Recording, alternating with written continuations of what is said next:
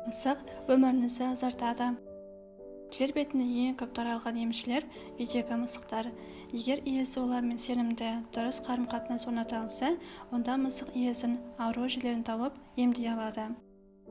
Олар ауырған жерге жатып, мияулап, пырылдап, өз жылуымен жылытады, ауру да басылады. Жағдай тым күрделі болса, мысық бірнеше сағат бойы науқастың үстінен түспеуі мүмкін. Статистикаға сүйенсек, мысықты жақсы көретіндер мысығы жоқ кісілерге қарағанда дәрігерге 5 есе аз барады екен. Бірінші, жүрек қан тамыр аурулары. Мысықтардың иелерін инфаркт пен гипертония кризистен құтқарған жайлы түрлі әңгімелер бар. Мысық тіпті болуы мүмкін ұстамаларды алдын ала сезіп, иесіне түрлі тәсілдермен ескертеді. Үйдегі мысық миокард инфарктісінің қайталану қаупін азайтады. Жақында жүрек талмасы өткерген адам өзінің сүйікті мысығын бірнеше минут сипалағаннан кейін қан қысымы мен импульсті қалпына келеді.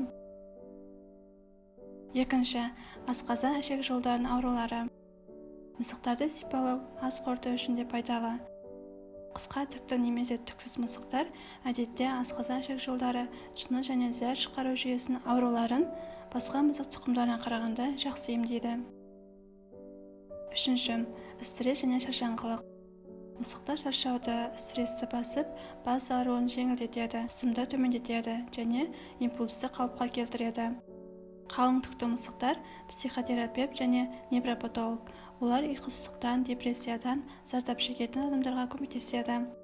Қара мысықтар адамның теріс энергиясын басқа мысықтарға қарағанда 2 есе көп алады. Қызыл жирен түсті мысықтар адамға өздері оң қуат береді, ал сұр көк мысықтар миыңызды тыныштандырады. Ал ақ түсті мысықтар барлық жанның теңдесі жоқ емшілер.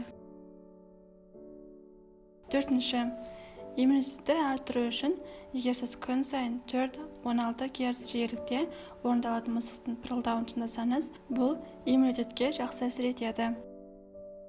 Ғалымдардың пікірінше, мысықтың пырылы ультрадыбысты емдеуге ұқсас, жаралардың жазылуын, сүйектердің өсуі мен қатаюын жылдамдатады. Парсы мысықтары буын аурулары мен остеохондроз белгілерін жеңілдетеді. Бесінші, өміріңізді ұзарту үшін.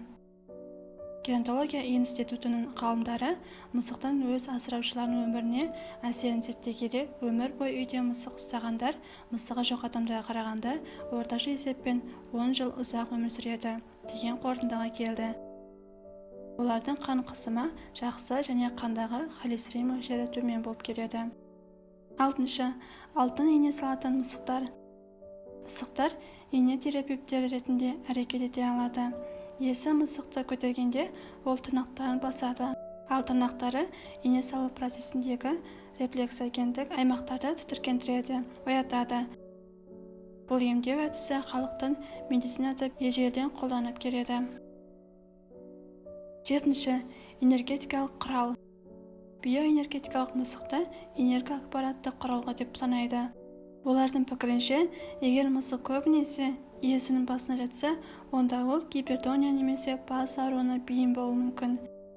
Егер үй жануарлары сол жақ жауырында немесе иығына жатса, бұл жүрек ауруы барынан хабар береді.